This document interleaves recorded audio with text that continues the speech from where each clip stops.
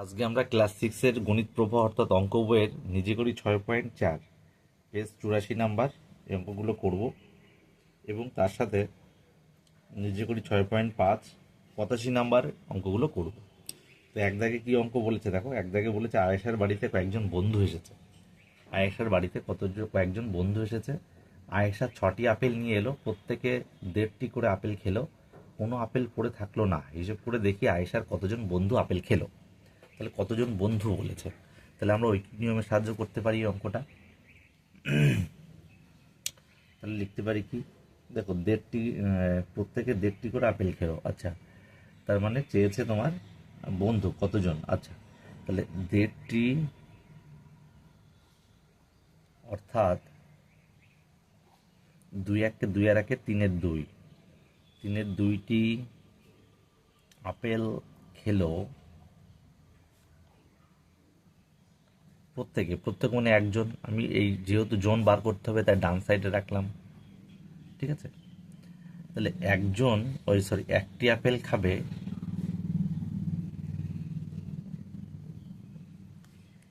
তাহলে এটা ভাগ হয়ে যাবে 1/3/2। ঠিক আছে, সুতরাং আমরা এটা লিখতে পারি 2/3, মানে 1 গুণ 2/3 উল্টে যায়। ভাগটা গুণ হলে উল্টে যায়, তাহলে এটা 2/3 লিখতে পারি। এবার বলেছে কটি আপেল বলেছিল, 6টি আপেল। তাহলে 6টি আপেল কজন খাবে দেখি, তাহলে 2/3 গুণ 6, তার মানে 3 2 6 সমান 2 গুণ 2 সমান 4 জন। ঠিক আছে, তাহলে আমরা উত্তর লিখব কি, আয়েশার কতজন বন্ধু আপেল খেলো, আয়েশার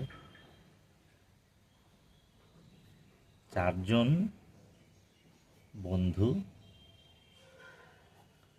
আপেল খেলো।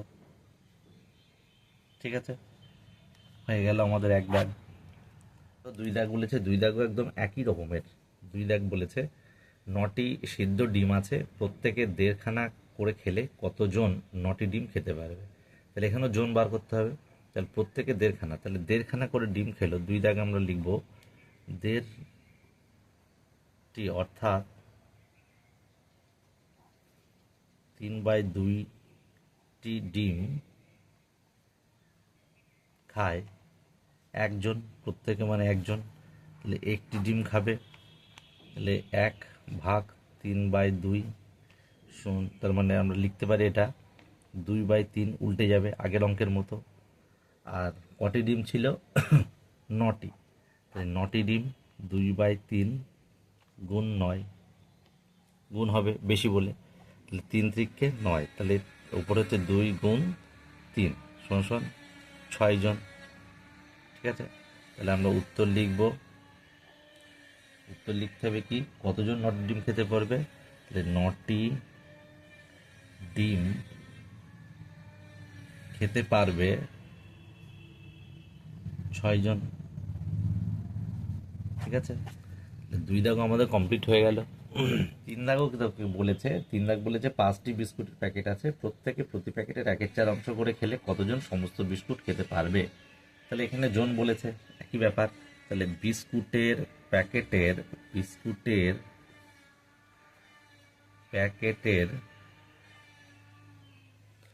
তাহলে বিস্কুটের প্যাকেটের দেখো কতটা খাচ্ছে, 1/4 অংশ, তাহলে 1/4 অংশ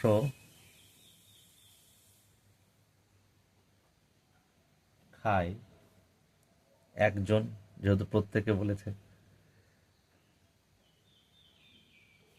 তারপরে বলেছে 5টি বিস্কুটের, তাই তো, 5টি বিস্কুটের প্যাকেট, প্রতি প্যাকেটের 1/4 অংশ খেলে কতজন। আচ্ছা, 1/4 অংশ, তাহলে 1 অংশ খাচ্ছে, এটা কিন্তু আমাদের ভাগ হয়ে উল্টে যায় গুণ দিয়ে, অর্থাৎ 1 গুণ 4/1, সুতরাং 4, তার মানে 4ই লিখতে পারি। আর এখানে কতটা বলেছে, 5টি, 5টি হচ্ছে 4 গুণ 5 সমান 20 জন। ঠিক আছে, 20 জন, তাহলে আমরা লিখতে পারি উত্তর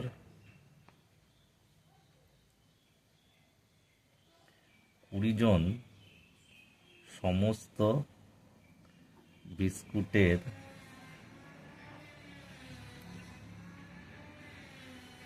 সমস্ত বিস্কুটের না, বিস্কুট খেতে পারবে, বিস্কুট খেতে পারবে। ঠিক আছে, তাহলে 3 দাগ হয়ে গেল।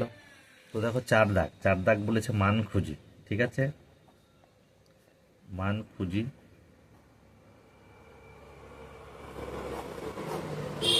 তাহলে মান খুঁজিতে আমরা দেখো যে সমস্ত অঙ্ক রয়েছে এগুলো কিন্তু তোমরা একটু দেখো, খুবই ইজি।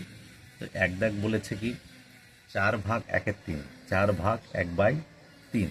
তাহলে 4, এটা গুণ দিয়ে এই পাশের সংখ্যাটা উল্টে যাবে, এটা একই সেম থাকবে। ঠিক আছে, এইটা উল্টে যাবে, তো উল্টে গেলে 3 হয় শুধু। 3 4 12। তাহলে প্রত্যেকে লিখবো আমরা নির্ণীয় মান 12। নির্ণীয়, প্রত্যেকটাই কিন্তু লিখতে হবে নির্ণীয় মান। এবার যেটা হবে সেটা নির্ণীয় মান 12, এটা অ্যান্সার। এভাবে আমরা সব অঙ্ক করব। দেখো 2 দাগ, 2 দাগ বলেছে 3/1/6। তাহলে আমরা 3টা রাখবো, ভাগটা গুণ দেবো, আর এটা উল্টে যাবে, তখন শুধু 6 হবে। তাহলে 3 6 18, আর উত্তর লিখবো নির্ণীয় মান 18। ঠিক আছে, এবার দেখো 3 দাগ, 3 দাগ কি বলেছে 8/1/5।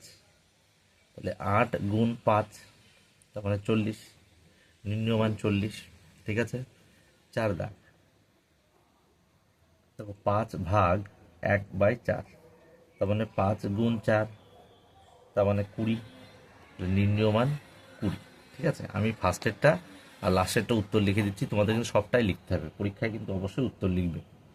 6 বলেছে 6/1/2, তোমার 6 গুণ দিলে উপর উঠে যাবে 2, 2 মানে নিচে 1 মানে কিছু নাই 2, তাহলে 6 2 12। এবার দেখো 6 দাগ, 6 দাগ বলছে 15/5/7। তাহলে 15 15 থাকবে, গুণ দিয়ে 7/15 হয়ে 7/5 হয়ে যাবে, উল্টে গেলে এবার কাটাকাটি গেলে করতে হবে। 3 5 15, উপর নিচে কাটাকাটি যাবে, তাহলে উপরে থাকছে 3 গুণ 7, তার মানে 21 অ্যান্সার। ঠিক আছে, তারপরে 7 দাগ, 7 দাগে কি বলেছে 20/4/5। তাহলে 20 20 থাকবে, ভাগটা গুণ দিয়ে 5 উপরে যাবে, 4 নিচে আসবে, তাহলে 4 5 20, তাহলে উপরে থাকছে 5 গুণ 5, তার মানে 25, নির্ণয় মান হয়ে গেল 25। ঠিক আছে, তারপরে দেখো 8 দাগ, 8 দাগ বলেছে 9/1/2/25। তাহলে আমরা লিখবো 9 এটাকে বাই বাই করে নিয়ে আগে পূর্ণ সংখ্যাটাকে ভাঙিয়ে নিই। 25 25 আর 2 27, 27/25। তারপরে 9 গুণ 25/27, লব হর হয়ে গেল, আর হর লব হয়ে গেল। তখন 9 দিয়ে কাটছি 3 নং 27, তাহলে কি থাকছে 25/3। ঠিক আছে, 25/3। তাহলে এবার 25কে আমরা ভাগ করে দেবো, যেহেতু উপরে বড়, 3 8 24, 1, 8 × 1 = 3, এটা উত্তর। ঠিক আছে, তারপরে দেখো 9 ঠিক আছে, 9-এ দেখো 7/2/3/16। তাহলে আমরা 7টাকে 7 ভাগ, আগে পূর্ণটাকে বাই বাই করো, 16 2 32 আর 3 35/16, তাই না? আমরা পাশাপাশি করছি, নিচে জায়গা কম বলে। 7টা 7 থাকলেও ভাগটা গুণ দিল, গুণ দিলে এটা উল্টে যাবে, 16 নিচে উপরে চলে যাবে, আর উপরে 35 নিচে চলে আসবে। এবার আপ অ্যান্ড ডাউন মানে উপর নিচে কাটাকাটি করব, 5 7 35, তাহলে থাকছে কত 16 আর 5, আর কাটাকাটি যায় না। উপরে বড় হলে কি করতে হবে, আমাদের ভাগ করতে হবে, 3 5 15, তাহলে 3 × 1 = 5, এটা উত্তর, নির্ণীয় মান আমাদের এটা। ঠিক আছে, তারপরে দেখো আমরা 10 দাগ করব।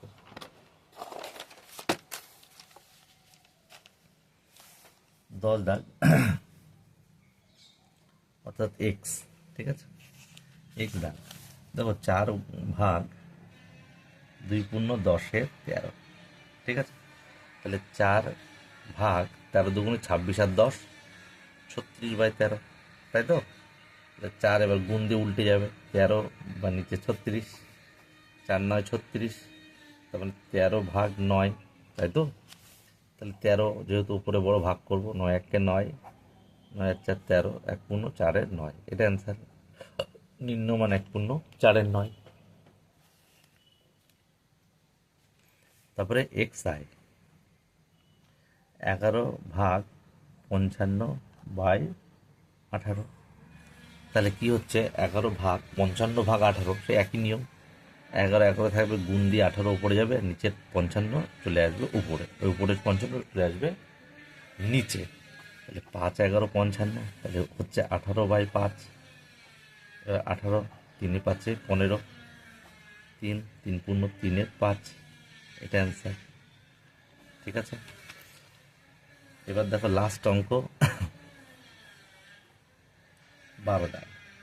18 ভাগ 3/5, তাহলে 18 গুণিতক 5/3, 3 6 18, 6 গুণ 5, তখন 30। লাস্ট অঙ্ক অর্থাৎ নির্ণীয় মান। তোমরা প্রত্যেকটাই কিন্তু উত্তর লিখবে, আমি শুধু লাস্ট অ্যান্ড ফার্স্টে উত্তর লিখলাম 30। তাহলে এটা হয়ে গেল আমাদের 4 দাগ 84 পেজ কিন্তু আমাদের কমপ্লিট হয়ে গেল।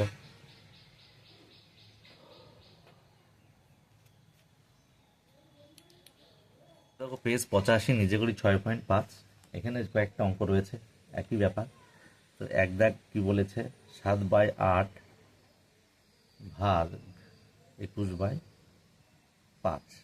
তাহলে আমরা এটাকে সেম রাখবো, এটাকে চিহ্ন সাইন চেঞ্জ করব, আর এটা উপরের সংখ্যা নিচে, নিচের সংখ্যা উপরে যাবে।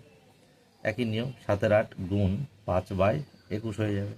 তাহলে 3 7 21, তাই না? তাহলে উপরে থাকছে 5 আর নিচে থাকছে 8 গুণ 3, তার মানে 5/3 8 24। তাহলে এটা অ্যান্সার।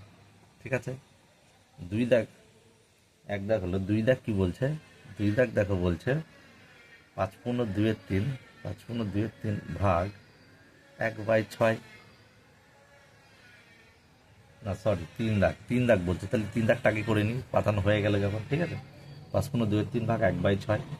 তাহলে দেখো 3 5 15 2 17, 17/3, এটা উল্টে দিলাম, 6 উপরে চলে গেল, নিচে 1 দেওয়া না দেওয়া সমান, 3 2 6, তাহলে উপরে থাকলো 17 গুণ 2, তাহলে থাকলো 34। ঠিক আছে, আর আমরা 2 দাগটা করবো।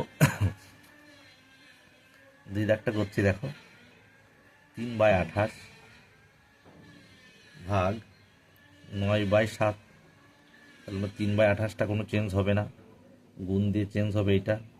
ঠিক আছে, 3 3 9 আর 4 7 28, তাহলে উপরে কিছু নেই মানে কি 1 আছে, তার মানে 1/4 গুণ 3, তাহলে 1/4 3 12, তাহলে এটার উত্তর। ঠিক আছে, এবার দেখো 4 দাগ। 4 দাগ বলেছে তোমার ইচ্ছা মতো সংখ্যা পাতাতে, তাহলে ইচ্ছা মতো আমরা পাতিয়ে নিচ্ছি। দেখো এখানে একটা সংখ্যা পাতাতে বলেছে, আর এখানে একটা সংখ্যা পাতাতে বলেছে, ভাগ দিয়ে আমরা এখানে একটা সংখ্যা পাতাবো আর এখানে একটা সংখ্যা পাতাবো। বলেছে দুটি প্রকৃত ভগ্নাংশ বসাও। তার প্রকৃত ভগ্নাংশ মানে কি, প্রকৃত ভগ্নাংশ মানে কি, দেখো প্রকৃত ভগ্নাংশ সেগুলোই যেগুলোর লব ছোট, লব মানে উপরেরটা ছোট হবে, নিচেরটা বড় হবে, এইগুলো। হ্যাঁ, তাহলে আমরা যে কোনো প্রকৃত ভগ্নাংশ পাতাচ্ছি। দেখো এমনভাবে পাতায় যাতে কাটাকাটি যায়, যাতে মনে করো 6 8 পাতালাম, 6 8 পাতালাম, তাহলে এখানে আমরা 16 আর এখানে 12 পাতালাম। ঠিক আছে, তাহলে উপরের লব দুটোই ছোট। তাহলে এবার আমরা করবো 6/8 গুণিতক 16 উপরে চলে যাচ্ছে আর নিচে 12 চলে আসছে, তাহলে কাটাকাটি হবে, 6 2 12 আর 8 2 16, তাহলে 2 আর 2 কেটে যাচ্ছে, তাহলে উত্তর হচ্ছে 1। তাহলে এটার উত্তর হচ্ছে 1। তুমি যা পাতাবা সবসময় যে এই একই হবে তার কোনো মানে নেই। তুমি প্রকৃত ভগ্নাংশ প্রচুর রয়েছে, প্রকৃত ভগ্নাংশ কোনগুলো তো বললাম, তো সেগুলো কিন্তু সব চলে আসবে। যে কোনো এক হবে তার কোনো মানে নেই, যেমন ভগ্নাংশ বসাবে তেমন উত্তর হবে। ঠিক আছে, তাহলে 85 পেজ শেষ হয়ে গেল। তাহলে আমরা ভিডিওতে আমরা পরবর্তী অঙ্কগুলো করব। ঠিক আছে।